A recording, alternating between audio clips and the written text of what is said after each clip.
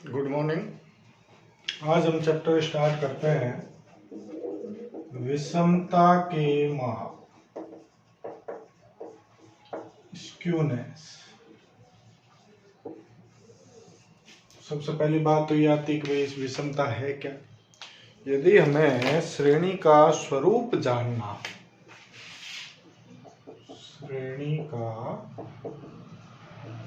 स्वरूप मतलब शेप किस तरह का है, तो उसके लिए विषमता के माप का प्रयोग किया जाता है। ठीक है ना।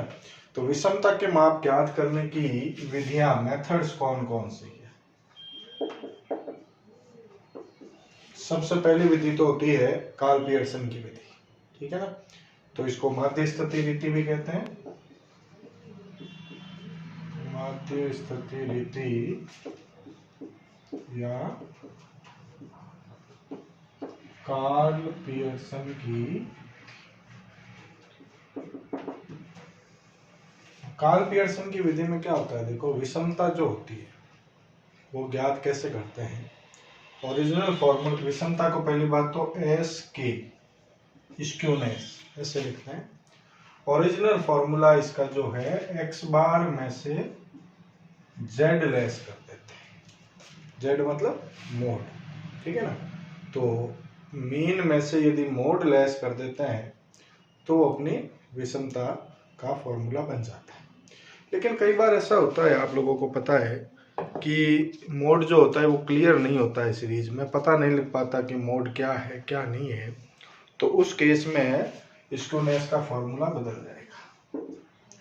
उस केस में फॉर्मूला बनेगा 3x बार माइनस मीडियन। फिर मीडियन के हिसाब से कैलकुलेट करना पड़ता है कि भाई अपनी विषमता क्या है। ये तो विषमता का फॉर्मूला हो गया। विषमता के बाद विषमता गुणांक, कोफिशिएंट ऑफ स्क्यूनेस, इसको हम जे कहते हैं, स्मॉल जे। ठीक है ना। इसका फॉर्मूला होता है अपना, यदि इससे यूज कर रहे हो तब तो X bar minus Z upon standard deviation, प्रमाप विचार।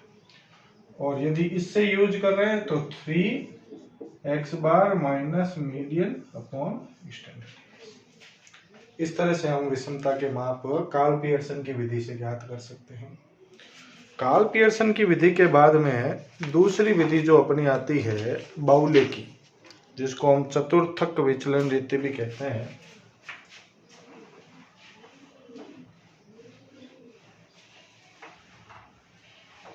अब देखो कार्ल पियर्सन की विधि में आपको चाहिए क्या क्या है, एक्स बार चाहिए, ये मोड चाहिए, मोड नहीं हो तो मीडियन चाहिए, और स्टैंडर्ड डिवीजन चाहिए। तो ये सब चीजें आपको निकालनी आती है ना। हमने पीछे सारी चीजें निकालनी सीखी हुई है, तो सब चीजें आप निकाल सकते हो। उसके बाद सीधा फॉर्मूला ही तो रखना है अपने को, और फॉर्मूला रख के आंसर निकाल सकते हो। तो इस चैप्टर में मैं आपको प्रैक्टिकल कुछ नहीं कराने वाला, क्योंकि सब चीजें आपको आती है, केवल फॉर्मूले बताने की जरूरत पड़ेगी।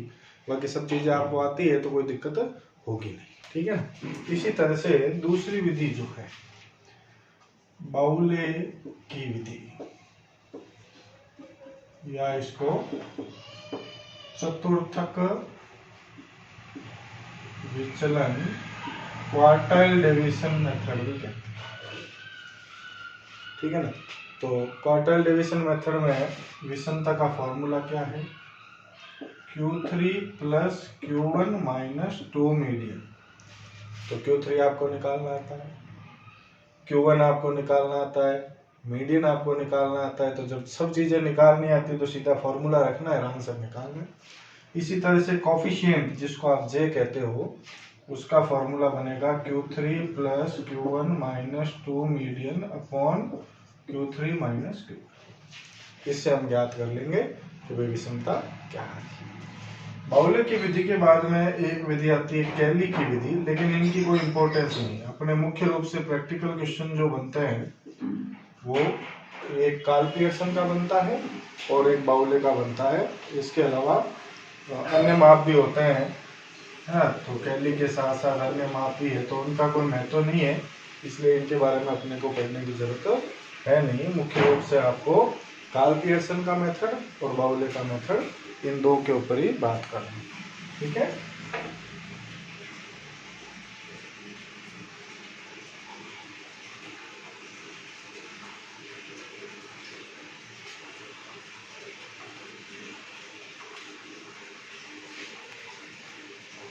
अब देखो आप, वैसे तो इसमें कोई फॉर्मूले आप सबको फॉर्मूले बता दिए हैं, आप सब सॉल्यूशन कर सकते हो।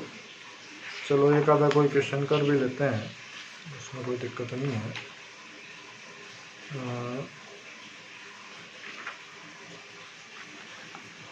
जैसे मान लो एक क्वेश्चन है आपके,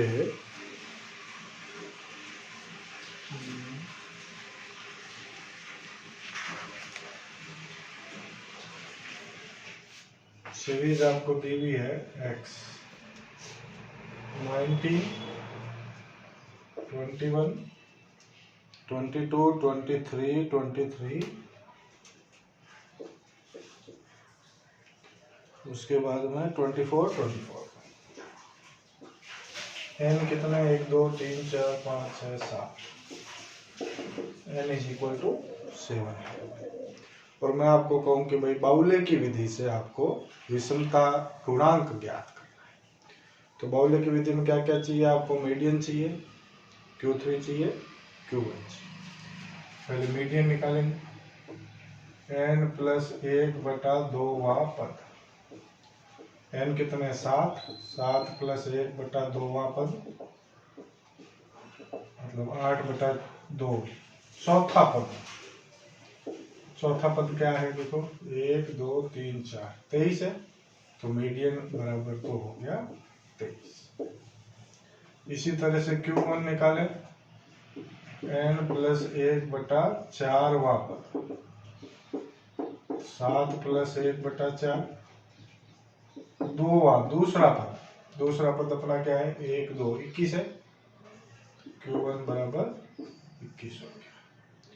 इसी तरह से Q3 का फॉर्मूला क्या है? 3n प्लस 1/4वां पद, 3 7 प्लस 1/4वां पद,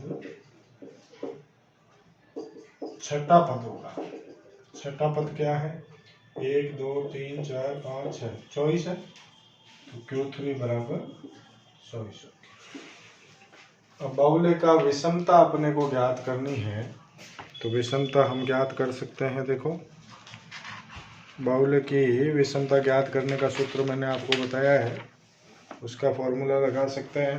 और सीधा गुणांक ज्ञात करना हो तो गुणांक जिसको हम J कहते हैं, फॉर्मूला क्या बताया मैंने आपको? Q3 plus Q1 minus 2 median. ये इतना लगाओगे तब तो आपकी विषमता ज्ञात हो जाएगी। और बटा में Q3 माइनस Q1 करोगे तो गुणांक ज्ञात हो जाएगा, कोफिशिएंट ज्ञात हो जाएगा। तो Q3 अपना कितना है? 24, Q1 कितना है? 21, माइनस 2 मल्टीप्लाई मीडियन कितना है? 23,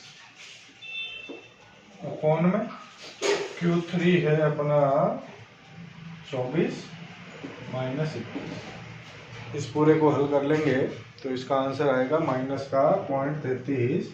बस ये ऋणात्मक विषमता होगी, प्लस में आता तो धनात्मक विषमता और माइनस में आया तो ऋणात्मक विषमता, ठीक है ना।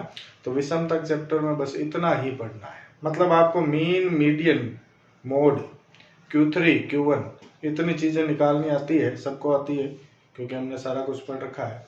तो इतनी चीजें निकालनी आती है तो बस फॉर्मूला लगाओ और आंसर निकालो, चाहे कार्ल पियर्सन का क्वेश्चन आ जाए चाहे बाउले का क्वेश्चन आ जाए, ठीक है। Thank you.